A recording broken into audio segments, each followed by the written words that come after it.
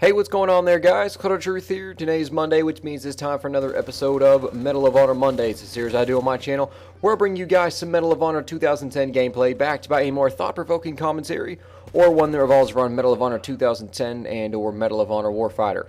The first thing I want to say is I'd like to welcome everyone that has come over from the Pixel Enemy Commentator Spotlight video. I want to thank you guys so much for coming over, check out my channel, and subscribing. It's been pretty cool the last couple of days seeing the subscriber count grow. I'm really glad that you all were interested enough in my content to subscribe and want to see more.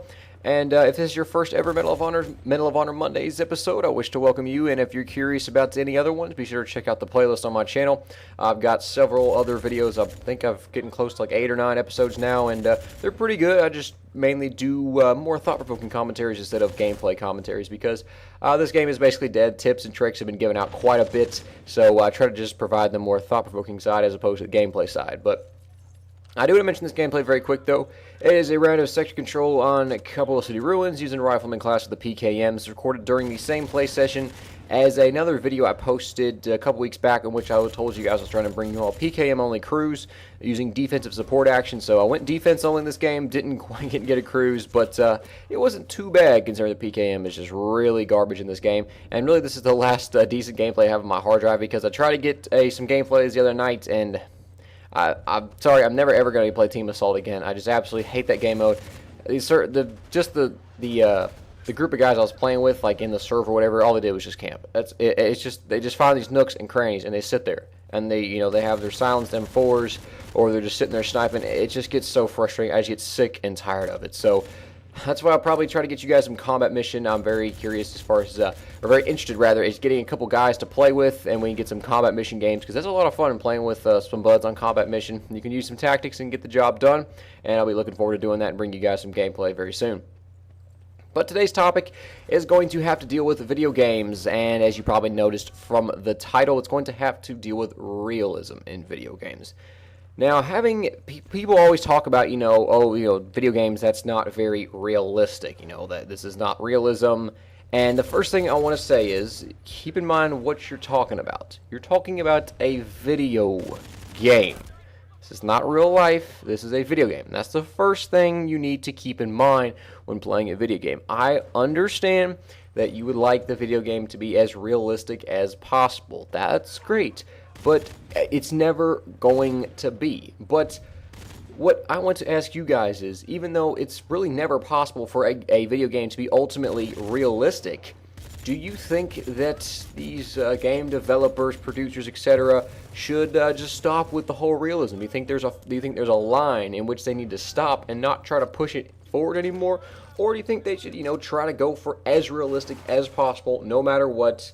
And just make sure it's like the real thing in real life, because I think there's a certain point in which you start to get beyond just mechanics in a game, and you start to get things like just human emotion, different personalities, and that is so incredibly hard to portray in a video game.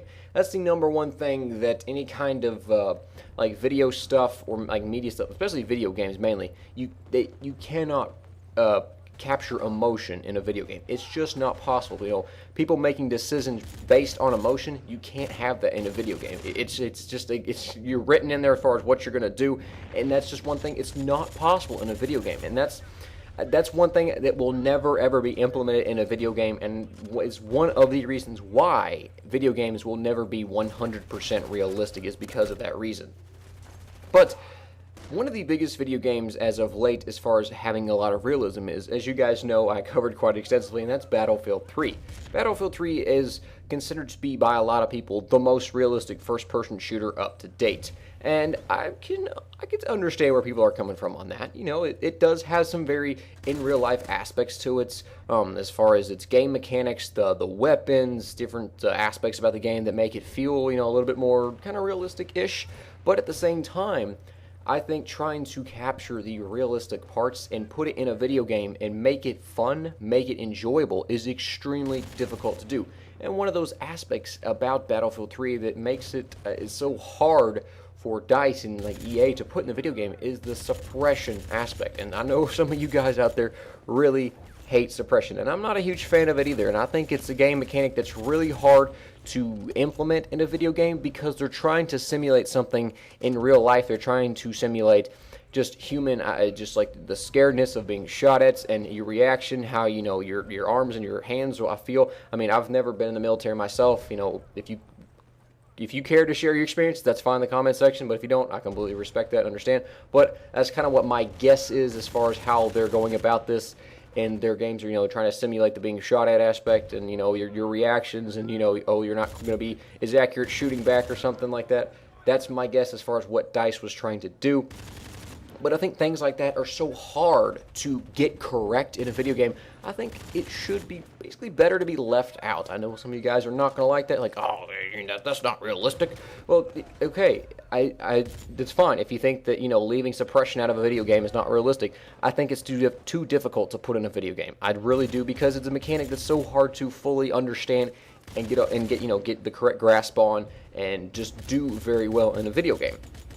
So what I'm kind of looking for in video games in the future is something where they're not trying to go for the more realistic aspect. I think video games are better off going for just the overall fun part of it. And the fun part of it oftentimes means cutting out realistic things, because if you're playing a video game and it's 100% realistic, I would never be doing this right now. I would never be running around with a PKM light machine gun and just trying to run around, you know, shoot some guys, and then as soon as I take a bullet or two, I can keep running and go knife the guy shooting me that's straight ahead. I mean, things like that. I mean, I know I didn't do it in the gameplay right there, but things like that, you're never going to do that. You're never going to do that. You know, all these video games, you see guys getting shot at, and they keep jumping. You know, they jump over a wall as they're being hit. It's like, you're not going to do that, okay?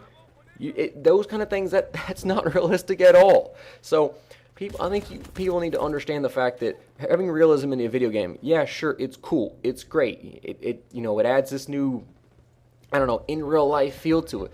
But at the same time, it sometimes can kind of degrade the overall, I don't know, approach to the game, because people, they play it because it's realistic rather than it's fun. And that's what I think sometimes we get away from video games.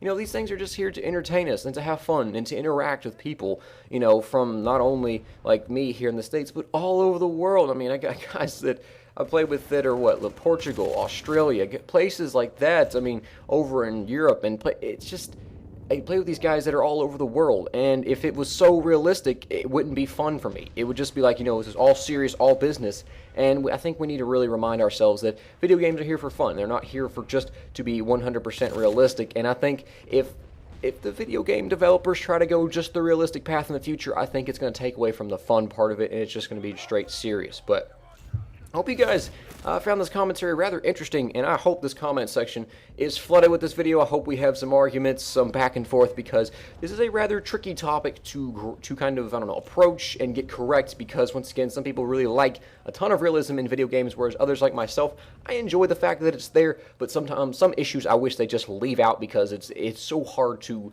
implement that in a video game, like emotion, like the suppression aspect in Battlefield, that it's very hard to get correct. So I would prefer it if things like that were left out. So once again, I hope you guys did enjoy this commentary and the gameplay. It wasn't fantastic, but this week I'll try to get you guys some more better, or next week I should say, some better Medal of Honor gameplay, as well as some Armored Kill DLC coming out on Tuesday. Yeah, on Tuesday, which just, well, actually, by the time this video goes up, it'll be tomorrow. So yeah, hope you guys once again enjoyed the video. See you next time. Bye.